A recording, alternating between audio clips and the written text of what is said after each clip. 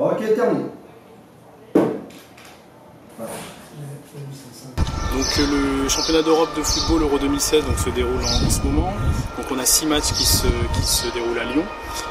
Pour les 4 premiers matchs, donc on a un schéma de dessert qui a été mis en place qui est un peu différent des matchs de l'OL. Donc il y a des études qui ont été menées en 2014 pour connaître le flux de demandes par rapport à l'accès au stade des spectateurs munis d'un billet.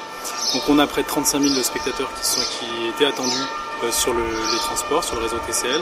Dont 27 000, ce qui est la nouveauté par rapport à un match de l'OL, à partir de la fan zone, parce qu'on a une fan zone qui est mise en place à Bellecour.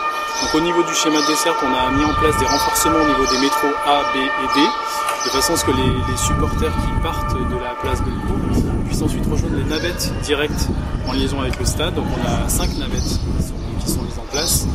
Donc on a mis en place ce schéma de façon à vraiment orienter les spectateurs à partir de la place Bellecour entre le métro A et le métro D. Selon les flux, il y a vraiment une gestion humaine sur le terrain avec près de 600 agents TCL qui sont déployés pour, au fil de la desserte, pouvoir réagir en temps réel sur le schéma. Premier bilan qu'on a pu faire après les 4 premiers matchs, donc le fonctionnement s'est déroulé conformément aux estimations, puisqu'on a en effet transporté entre 30 000 et 38 000 spectateurs sur le réseau de transport en commun, selon les matchs, et souvent une majorité, près de 30 000, 25 à 30 000 au départ de Bellecour.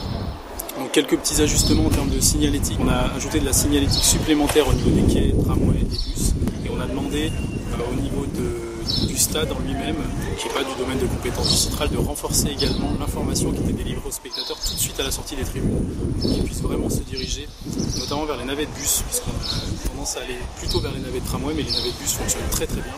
Donc on a réorienté pour les matchs suivants les spectateurs vers le sud, ce qui fait qu'on a une desserte, pour les 4 premiers matchs, on a une desserte plutôt équilibrée entre le tramway et le bus. Pour le 8e de finale avec la France, on a rajouté également la navette bus Panette, qui fonctionne également pour les matchs de l'OL. Donc le parking a été ouvert de façon à accueillir les supporters français qui viendraient en véhicule.